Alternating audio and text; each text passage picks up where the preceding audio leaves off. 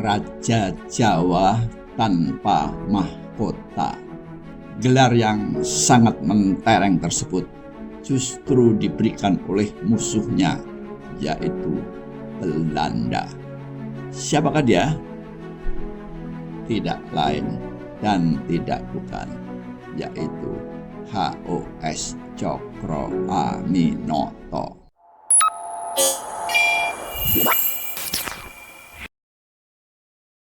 Selamat datang kembali di Eko Papa Channel.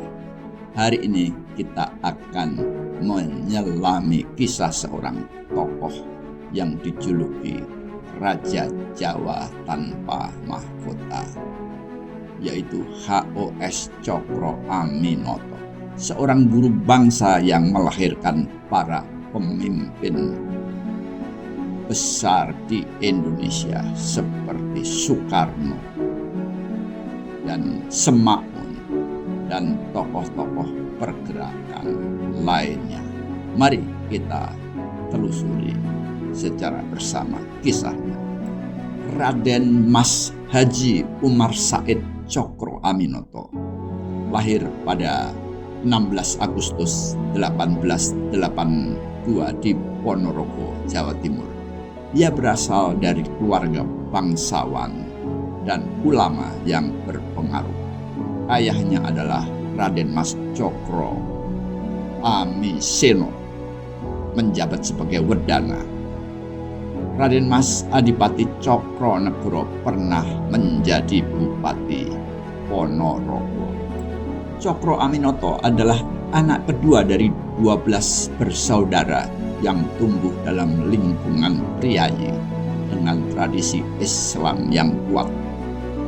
Pendidikan dasarnya dimulai di daerah kelahirannya, kemudian melanjutkan ke OSVIA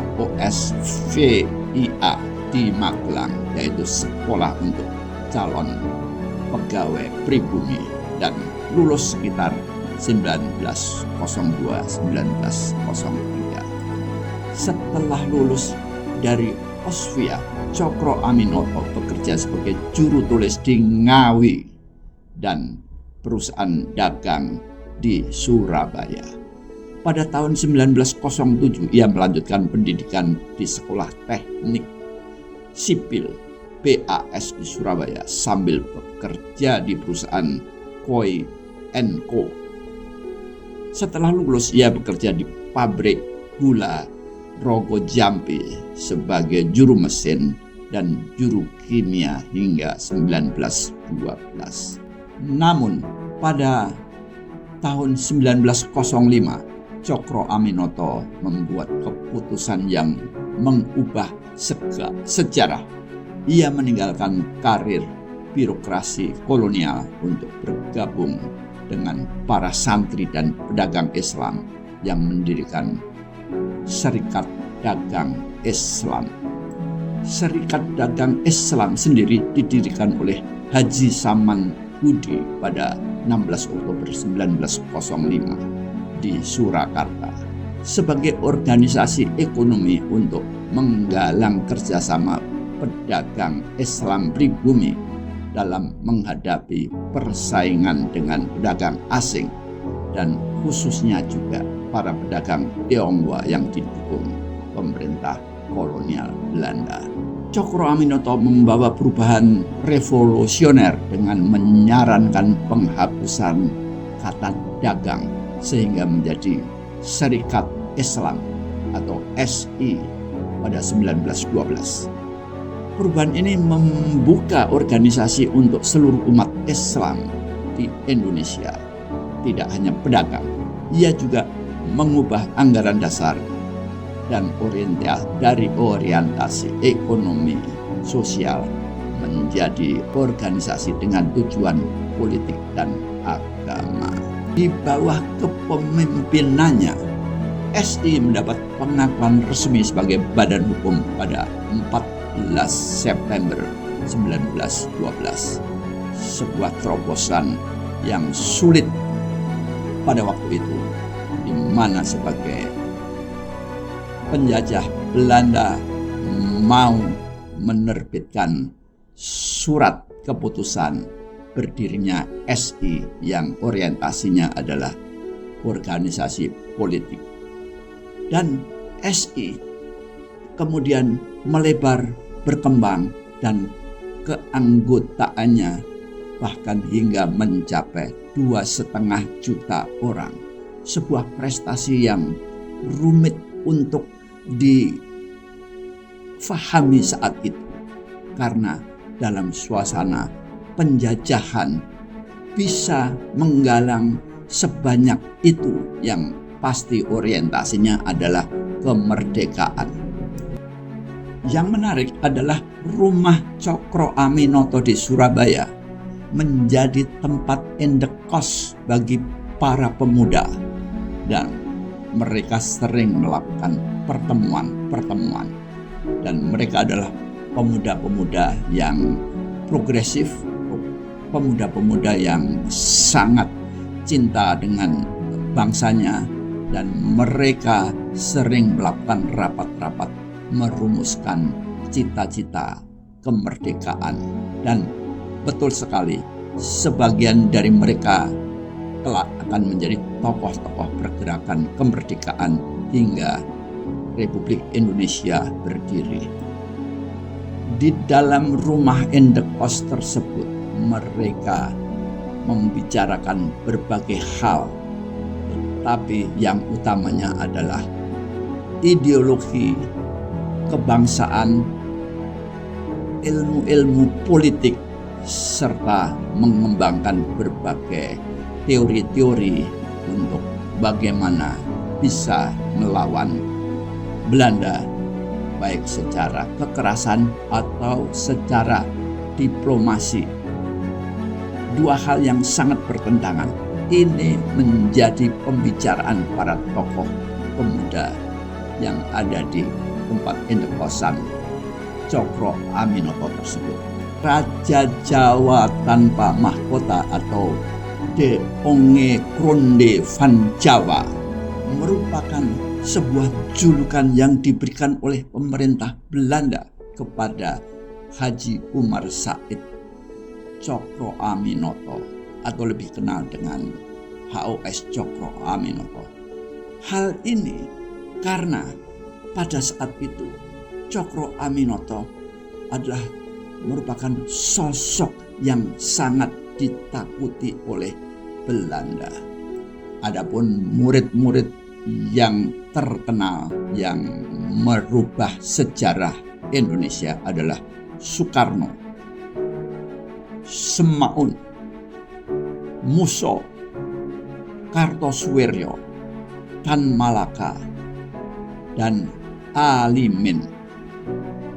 Bayangkan, dari satu rumah akhirnya melahirkan berbagai sosok penting pemimpin di Indonesia yang mempunyai aliran dan ideologi yang berbeda-beda dan bahkan saling bertentangan. Ada komunis, ada Islam, ada nasionalis, dan itu semuanya mereka satu persatu saling berargumentasi sebagai kawan. Namun dalam perjalanan berikutnya mereka justru saling berseberangan karena faktor ideologi dan keyakinan.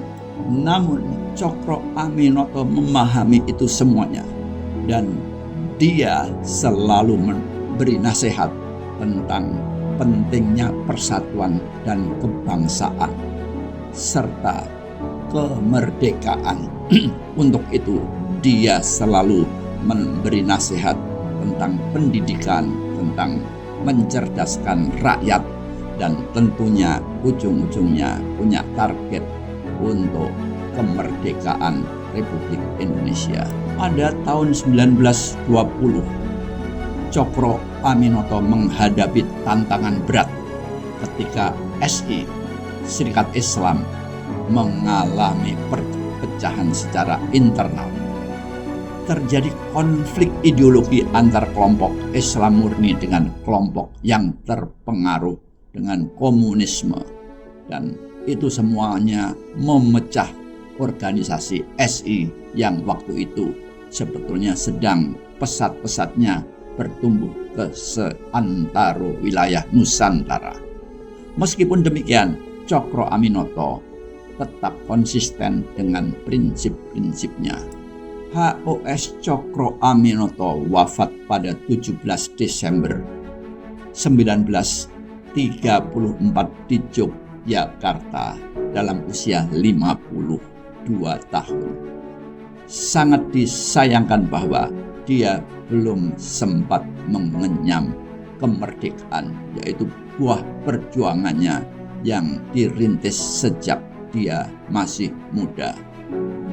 Oleh pemerintah Republik Indonesia, HOS Cokro Aminoto dianugerahi sebagai pahlawan nasional pada 27 Desember 1961 pada masa pemerintahan Soekarno. Warisan terbesar dari Cokro Aminoto bukan hanya organisasi yang dia pimpin, tetapi adalah para muridnya yang ia didik. Dia juga mencanangkan trilogi yang sangat terkenal, yaitu Setinggi-tinggi Ilmu, Semurni-murni Tauhid, dan Sepintar-pintar Siasat, menjadi pedoman bagi generasi pejuang kemerdekaan. Nasihatnya, jika kalian ingin menjadi pemimpin besar, menulislah seperti wartawan dan bicaralah seperti orator. Demikianlah kisah HOS Cokro Aminoto, sang Raja Jawa tanpa mahkota yang melahirkan pemimpin-pemimpin bangsa.